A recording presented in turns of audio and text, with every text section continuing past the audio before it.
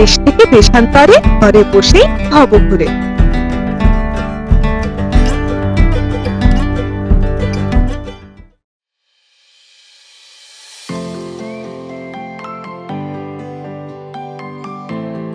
নমস্কার প্রিয় দর্শকগণ, কেমন আছেন আপনারা? আশা করি ভালো আছেন সবাই। চলুন আপনাদের একটু ঘুরিয়ে নিয়ে আসি। আজ 14ই ফেব্রুয়ারি ভোর 5:30টায় বেরিয়ে পড়লাম সাঁতরাগাছি স্টেশনের উদ্দেশ্যে, আর পৌঁছে গেছি 5:50-এ। চলুন আগে নির্দিষ্ট প্ল্যাটফর্মে পৌঁছই, কারণ ট্রেনটা ধরতে হবে। তারপর আজকের হঠাৎ এই বেরোনোর গল্পটা বলবো। আসুন। ট্রেনটার নাম কি সুন্দর না, রূপসী বাংলা। এই ট্রেনে করেই আমরা ঘুরতে যাব আজকে। যেহেতু 6টার মধ্যেই পৌঁছে গেছি, তাই হাতে বেশি তাড়া নেই। ট্রেন ছাড়বে সেই 6:25-এ, তাই দেখুন প্ল্যাটফর্মেও ভিড় হয়নি এখনো। চলুন এবার গুটি গুটি পায়ে এগোনো যাক। কোচটাও তো খুঁজতে হবে। আমাদের কোচটা ছিল A1। ট্রেন ছেড়ে দিয়েছে একদম নির্দিষ্ট সময়ে। আসুন এবারে বাইরের প্রকৃতি দেখতে দেখতে আজকের ঘুরতে যাওয়ার গল্পটা বলে ফেলি। হঠাৎ করেই ব্যস্ততার মাঝে এক সপ্তাহের ছুটি পেয়ে গেলাম জানেন। আসলে আমার একটা কাজ পড়েছিল, কিন্তু এই বেরোনোর 2 দিন আগেই কাজটা পিছিয়ে গেল। আর বাড়িতে সেটা জানাতেই ঘুরতে যাওয়ার কথা উঠল। কিন্তু 2 দিনের মধ্যে তো রিজার্ভেশন পাওয়া যায় না তেমন, তাই কাছে পিঠে কোথাও যাব ভাবছিলাম। আর ভাবতে ভাবতে বিভিন্ন জায়গার ট্রেনের রিজার্ভেশন খুঁজছিলাম। তখন দেখলাম এই ট্রেনের সিট খালি রয়েছে। ব্যাস সঙ্গে সঙ্গে অনলাইনে টিকিটটা কেটে নিলাম। তারপর 2 দিনের মধ্যেই লাগেজ গুছিয়ে রেডি। যেহেতু আমাদের ট্রেনটা একেবারে সকালে ছিল, তাই লাগেজ গুছানোর সময় পেতাম না। আর জানেন তো, বাঙালির ঘুরতে যাওয়া মানে সংসার গুছিয়ে নিয়ে যাওয়া। ও আপনাদের তো বলাই হলো না কোথায় যাচ্ছি। যদিও অনেকেই ট্রেনের নাম দেখে বুঝেই গেছেন।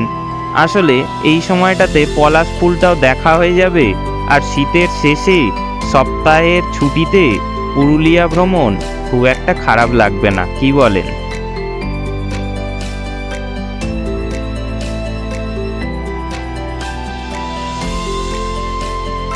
ট্রেনের ভিতরটা একটু দেখুন। সবার গায়েই শীতের জামা, আর সামনে কোন একটা জানালা খোলা ছিল বলে খুব ঠান্ডা হাওয়াও আসছিল জানেন। সেই নিয়েই বোধহয় ওই ভদ্রলোক কিছু বলছিলেন। অন্ধকার কেটেই সদ্য শীতের আমেজে সকালটা এভাবে শুরু হলে মনটা বেশ খুশি হয়ে যায়, কি বলেন? দেখতে দেখতে আমরা মৌরিগ্রাম স্টেশন ছেড়ে যাচ্ছি। এখান থেকে আমার বাড়ি মিনিট 15 লাগে সাইকেলে। কিন্তু এই স্টেশনটা এমন জায়গায় হয়েছে যে অনেক ঘুরে আমাকে বাড়ি যেতে হয়, তাই লোকাল ট্রেনে করে কোথাও যাওয়ার হলে এর পরের স্টেশন আন্দুল থেকেই যাই। সামনে মালগাড়িটার জন্য কিচ্ছু দেখা যাচ্ছে না, আসলে অনেকটা বড়। মালগাড়িটা চলে যাক, তারপরে বাইরের দৃশ্যটা কিন্তু বেশ ভালোই লাগবে। এবার দেখুন কেমন সুন্দর মনোরম লাগছে পরিবেশটা। ট্রেন এবার একটু একটু করে গতি নিচ্ছে। দেখতে দেখতে আন্দুল চলে এলাম। 1 সপ্তাহের জন্য টাটা করে দিলাম স্টেশনটাকে। নিজের চেনা পরিবেশ ছেড়ে নতুন অজানায় যাচ্ছি। এই সেই রূপনারায়ণ নদী পার হচ্ছি। ঘড়িতে এখন ঠিক 7টা বাজে। জানেন, এই নদীটা পার হলেই আমার ফোনে রোমিং ধরে নেয়। কিন্তু আমার ফোনে কী সব সেটিং করা আছে, নিজে থেকে রোমিং দেখায়, কিন্তু নেটটা একদমই চলে না। আবার ফ্লাইট মোড অন অফ করলে তবে চালু হয়। আপনারা যদি কেউ এর কোনো উপায় জানেন, একটু আমাকে কমেন্টে জানাবেন তো, যাতে ফ্লাইট মোডটা অন অফ করার দরকারই পড়বে না। কারণ মাঝে মাঝে ফ্লাইট মোড অন অফ করলে দেখেছি নেট চালু হয় না, তখন পুরো ফোন অফ করে আবার চালু করতে হয়। কোথাও বেড়াতে গেলে কোনো দরকারে এমন সমস্যা আমার প্রায়ই হয়, তখন বারবার ফোন অন অফ করতে হয়। আজকে যদিও ফ্লাইট মোড দিয়েই কাজ হয়ে গেছে।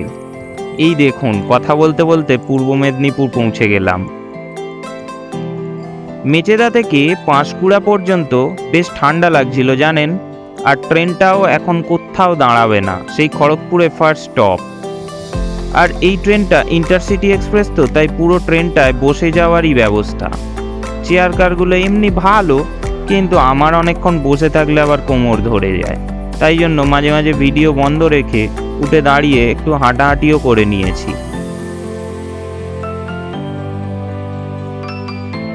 বাইরেটা একবার দেখুন, কি সুন্দর লাগছে না? পূর্ব মেদিনীপুর ছাড়িয়ে পশ্চিম মেদিনীপুর সবে ঢুকলাম। এবার আমাদের ট্রেন খড়গপুরে দাঁড়াবে। আপনারা ততক্ষণ বাইরেটা দেখতে থাকুন, আমি একটু কিছু খেয়ে নিই। সেই ভোরবেলায় একটু স্যান্ডউইচ খেয়ে বাড়ি থেকে বেরিয়েছিলাম, খিদে পেয়ে গেছে বুঝলেন।